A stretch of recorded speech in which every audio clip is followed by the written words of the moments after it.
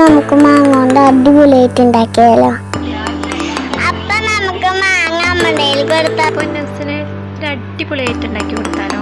നല്ല പഴുത്ത മാങ്ങയാണേ, നല്ല മധുരമുണ്ട്. ഇതേ അരിഞ്ഞു വെക്കുന്നത് ഇടയ്ക്കിടയ്ക്ക് ഓരോന്ന് മിസ്സായി പോകുന്നുണ്ടേ. ഓരോന്ന് എടുത്തിട്ട് പോകുന്നുണ്ട് പൊന്നൂസ്. ആൾക്ക് ഇത് അരിഞ്ഞിരിക്കുന്നത് വരെ ക്ഷമിച്ചിരിക്കാനുള്ള ക്ഷമയില്ലെങ്കിൽ ആള്